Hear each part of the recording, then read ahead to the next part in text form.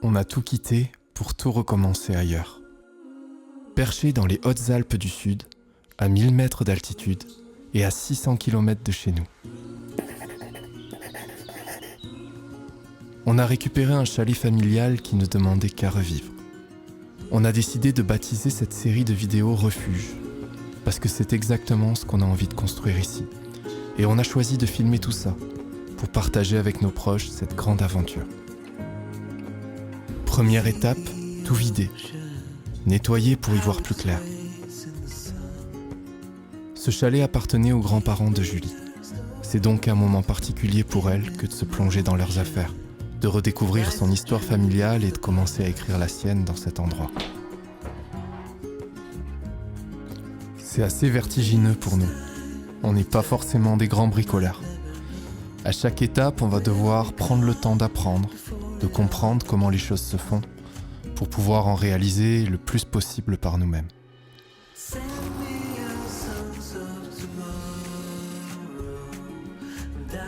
Ce chalet, c'est un énorme terrain de jeu pour nous.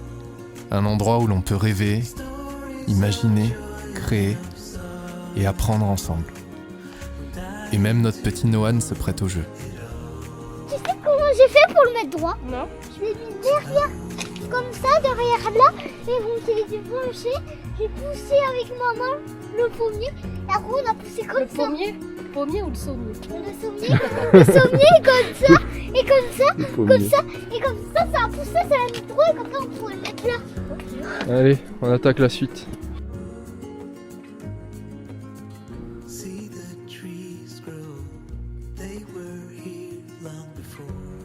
Ouais. La maison est vidée et nettoyée, et franchement, elle en avait bien besoin. Entre les meubles anciens et les toiles d'araignée qui avaient pris possession des lieux, on y voit beaucoup plus clair maintenant.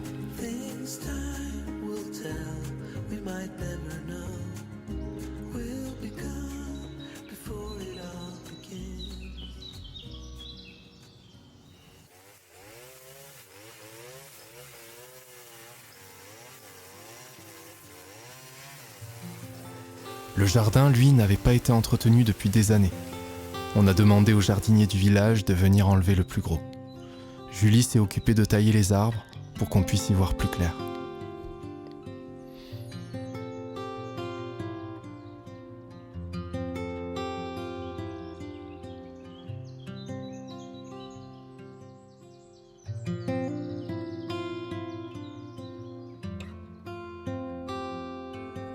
Après plusieurs jours de travail, on commence à réaliser tout le potentiel de cet endroit.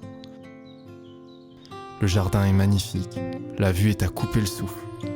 Après des mois à se projeter, on va enfin pouvoir commencer les travaux sereinement et commencer à construire notre petit refuge.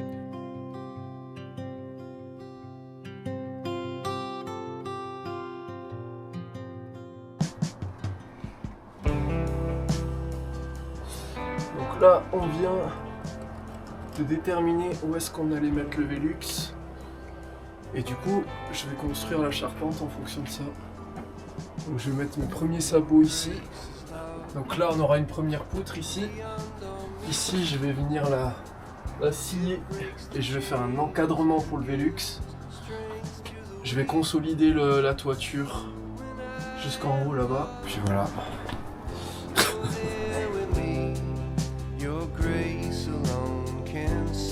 Donc on est sur 2 paires de chaussettes plus une troisième. Qui est à moi. Parce que c'est la plus Mes grosse chaussettes. souffrance. La plus grande souffrance, elle est là. Tu règles cette souffrance, déjà tu règles pratiquement tout le confort thermique. Alors j'ai un pull, 2 pulls, 3 pulls, 4 pulls, 4 pulls. Et un t-shirt. C'est sous la neige et dans le froid que commencent les premiers jours de travaux. Et paradoxalement, ça motive encore plus. L'objectif de cette première grosse étape, c'est de créer une extension en ossature bois, sur une terrasse, qui n'était pas vraiment utilisée. On va y installer une cuisine et une salle de bain. J'ai passé des mois à imaginer cette partie de la maison, autant dire que j'avais vraiment hâte de commencer.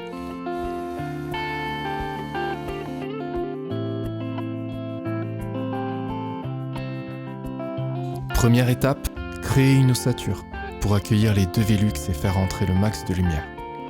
Mais avant tout, il a fallu renforcer. Le toit fléchissait au milieu de plus de 4 cm et il était hors de question d'ajouter du poids sans sécuriser. On a 10. 10. Et là-bas, on avait 11,5, c'est ça? Il y a 1,5 d'écart. C'est pas fait. C'est bien? C'est pas fait. Ok. Pour prendre la charge, il faut qu'il soit là Là, ou voilà. là? Sur Là? Oui. Ok. Non, ça va. Visuellement, ça a changé. Ouais. Viens voir. Ouais, non, Maintenant, je c'est- vois. Ça va maintenant. Ah, rien avant. C'est Ça va, vachement limité. plus clean. Ouais. On est monté de 2 cm. J'ai la chance d'avoir Jalel, notre artisan, qui travaille actuellement dans le chalet sur d'autres choses, que je vous montrerai à la fin de la vidéo. Mais du coup, il passe me voir souvent et vérifie ce que je fais, me donne des conseils et c'est vachement rassurant. On a donc remonté délicatement la toiture et étayé ensemble.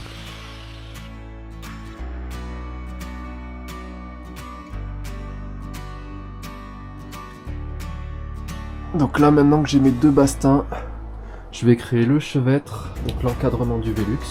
Donc je vais rejoindre mes 2 bastins.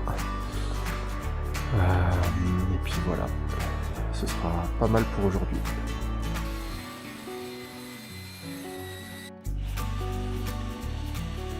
Du coup là, je vais placer la poutre qui va faire le chevêtre. Et du coup, je me suis mis des petites cales là, comme ça je vais pas trop galérer vu que je suis tout seul à porter. Donc je vais la poser et ensuite je vais régler ça.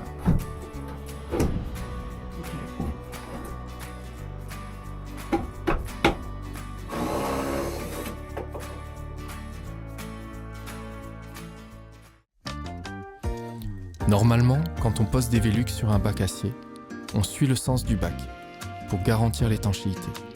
Sauf que là, rien n'est droit. Les poutres ne sont pas parallèles, le bac acier présente des différences de hauteur et le sol n'est pas de niveau. Bref, c'est un peu la galère. Alors pour que le rendu intérieur soit joli, on a décidé de recréer une droiture. J'ai choisi une référence, posé mon chevette de façon harmonieuse et l'artisan viendra plus tard réaliser une étanchéité sur mesure. Mon frère est de passage pendant quelques jours et il m'aide à tout fixer avec de grosses vis structure et des tire-fonds. Là-dessus, ça ne bougera plus.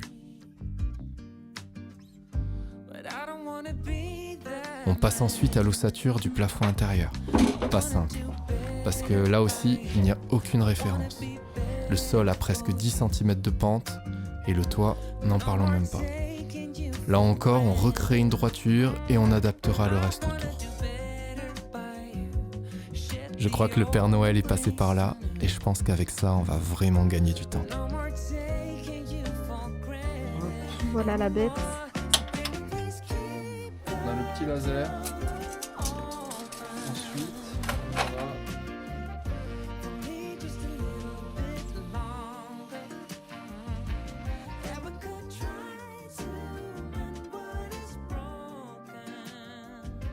Clairement, la scie à onglet nous a fait gagner un temps fou.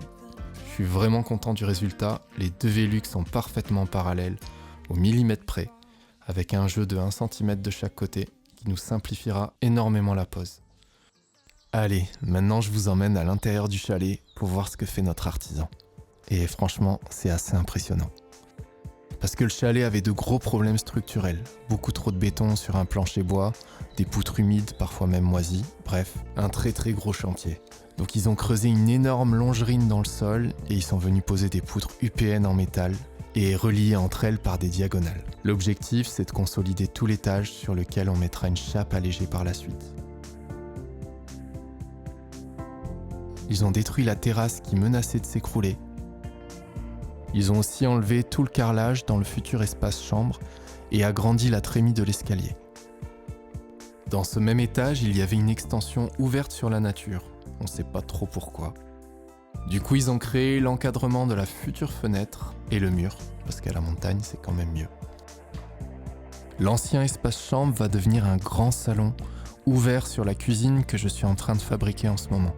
Tous les murs ont été cassés et on commence vraiment à voir tout le potentiel de cet espace. Plus tard, on enlèvera aussi le plafond pour supprimer les combles. Mais avant ça, on termine l'isolation du plafond et la pose du PA13. Vous faites ça tous les jours? Tous les jours, ouais. On va maîtriser la vie. Oui, après, en même temps, ça fait 2 ans que je fais, non, 3 ans que je fais ça. Mais après, des livraisons un peu spéciales comme ça, pas souvent. Ça, je l'attendais avec impatience. Toute l'ossature pour créer les murs et la fibre de bois pour l'isolation. Ah, bah nickel. On commence par démonter le carrelage qu'il y avait sur la terrasse au marteau-piqueur.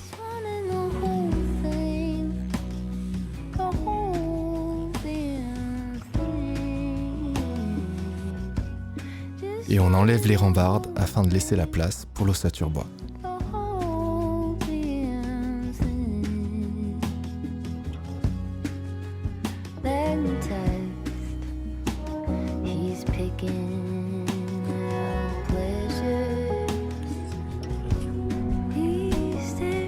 Et avant de poser mes lisses basses, je renforce la toiture avec une grosse poutre bien ancrée dans le béton.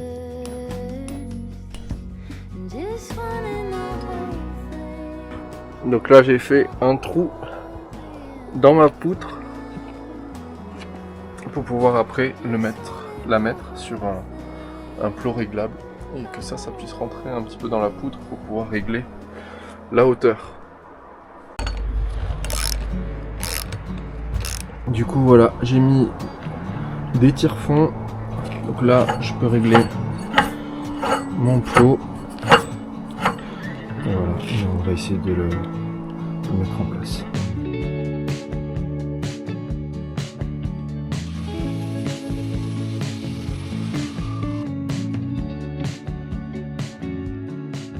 C'est parti pour le montage des murs et des encadrements de fenêtres. Je fabrique des cales pour que les fenêtres soient bien parallèles, puis je réalise toute la structure autour des ouvertures.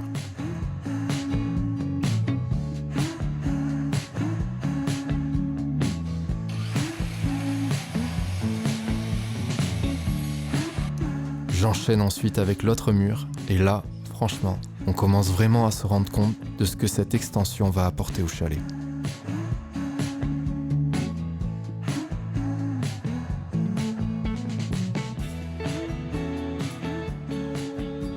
J'ai fixé mes lisses basses, avec là il y aura une porte, donc, du coup j'ai laissé un espace. Et là je vais venir fixer la lisse haute.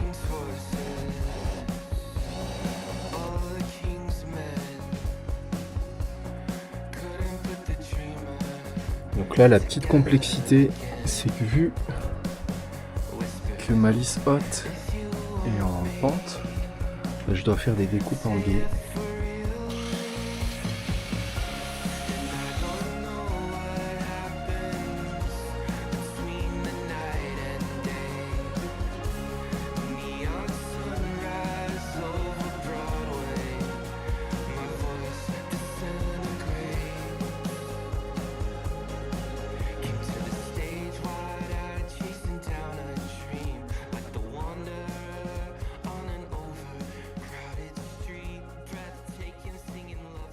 On a fait l'ossature de la cuisine, donc il reste un mur là, mais on peut pas le faire tant que c'est pas consolidé en bas. Donc du coup, mur de la cuisine, entrée de salle de bain. Là il faut que j'attende que le sol soit fait pour faire la porte. La salle de bain avec une grande fenêtre, un Velux et une autre petite fenêtre. Donc on n'a pas tout filmé parce qu'on a rencontré plein de soucis. Ça a été très compliqué vu que rien n'est droit, donc on a dû essayer de recréer une droiture.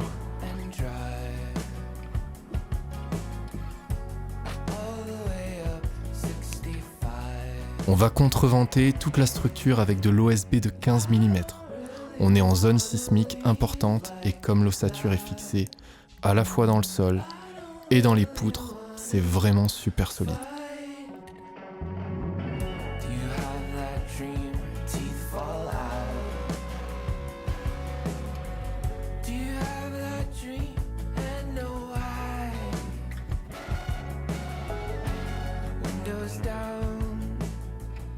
On soigne un peu les contours des fenêtres, même si on reviendra plus tard faire quelque chose de plus propre à la défonceuse.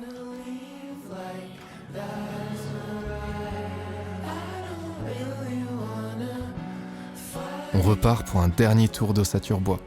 Je coupe le lambris du plafond et la rambarde pour pouvoir poser ma lisse basse et ma lisse haute. Julie trace les emplacements à l'aide du laser. Je fixe la lisse basse et le dernier mur prend vie.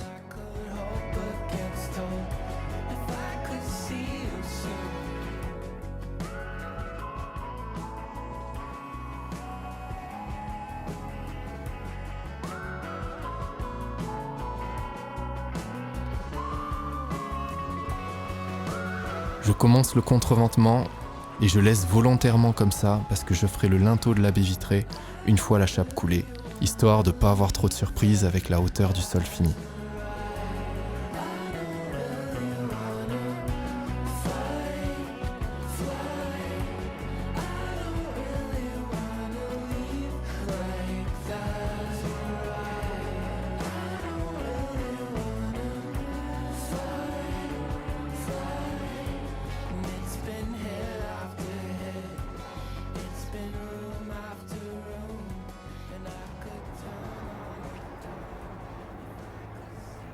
Je mets ensuite mon chantier de côté pour travailler avec Jalel, notre artisan.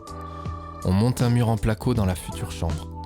L'équipe vient de loin, alors pour qu'ils aient un endroit au chaud et à l'abri de la poussière, on leur aménage un petit coin pour dormir. C'est la première fois que je monte un mur en placo avec des rails. Du coup, j'ai droit à une vraie formation par un pro, et franchement, c'est plus simple que l'ossature bois. J'observe, j'apprends plein de petites astuces et surtout, ça se passe dans la bonne humeur.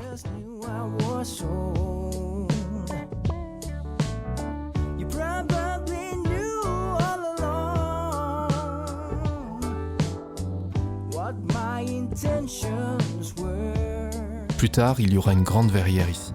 Mais pour l'instant, on ferme au maximum pour qu'il soit bien.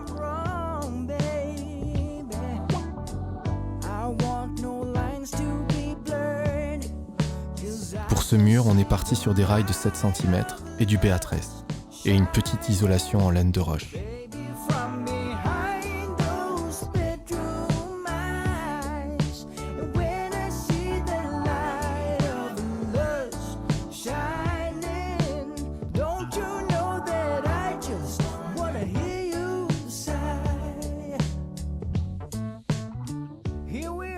Le reste de la chambre sera en ossature bois avec du lambris et de la fibre de bois. Mais ça, ce sera pour plus tard.